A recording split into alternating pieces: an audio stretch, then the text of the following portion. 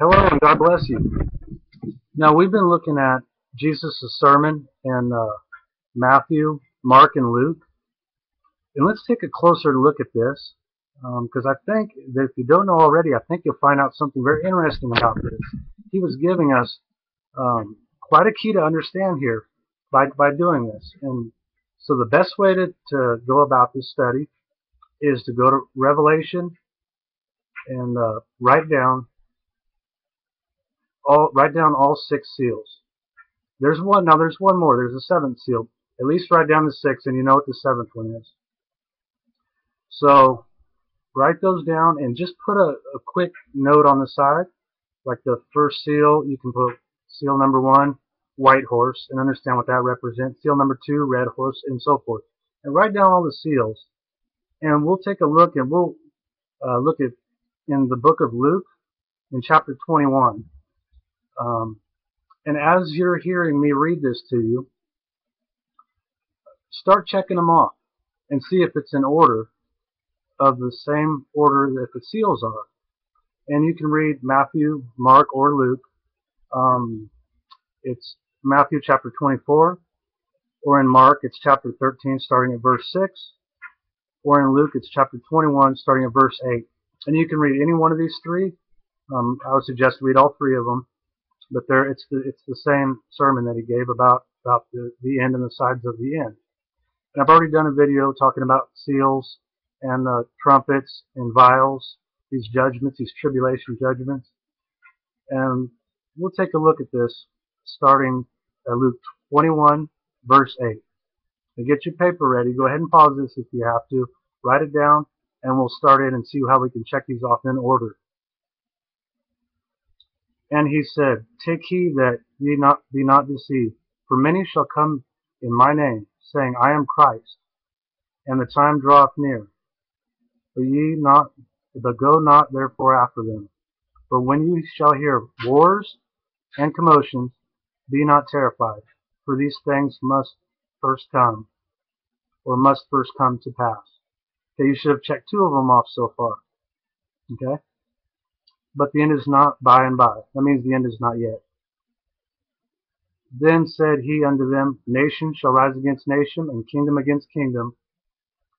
And great earthquakes shall be in divers places, and famines, and pestilences, and fearful sights, and great signs shall be from heaven.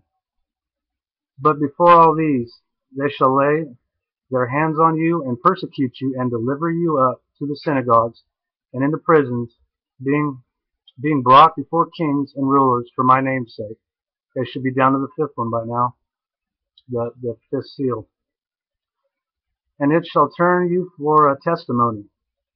Settle it therefore in your hearts.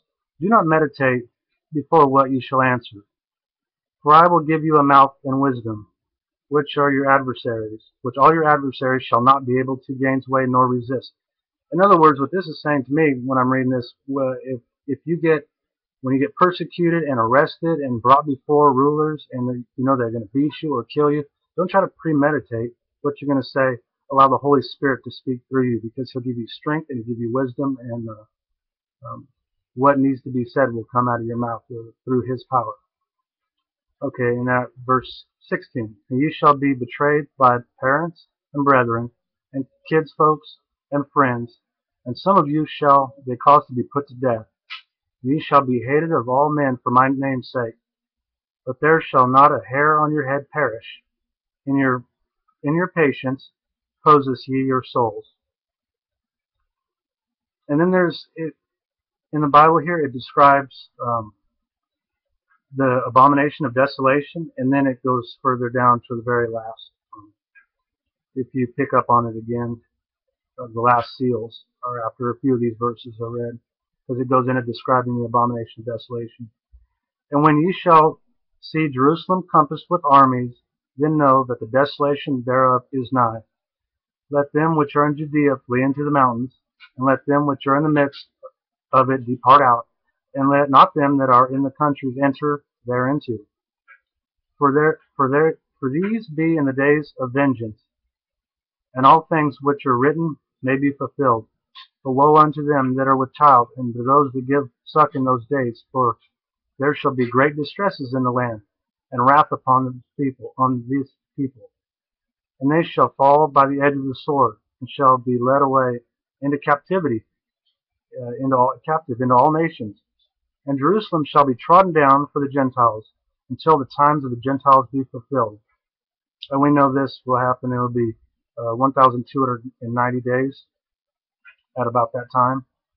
And there shall be signs in the sun, and in the moon, and in the stars, and upon the earth distress of nations with perplexities. Now we're getting to the sixth seal. With perplexities, and the sea and the waves roaring, with men's heart failing them for fear, and for looking after those things which are coming on the earth. And for the powers of heaven shall be shaken. And then they shall see the Son of Man coming in the clouds with great power and great glory. This is at the end. And when these things begin to come to pass, and look up and lift up your heads, for your redemption draweth nigh. And then on verse 29, he goes to talk about, Jesus speaks about the parable of the fig tree.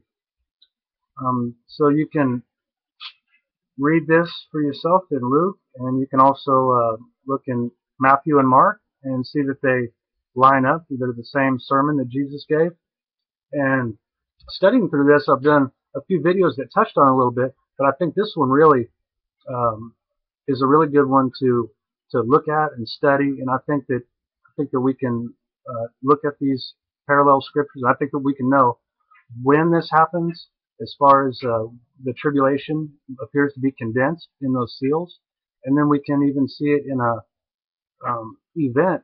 different events taking place during the tribulation period, through the trumpet judgments and through the vial judgments. So we can see it a little bit more detail as the chapters progress through the book of Revelation, and put them in sync with the chapters that are according to the same thing. So thank you so much for watching, and I hope you got something out of this, and I hope you're blessed by it. And God bless you. Thank you.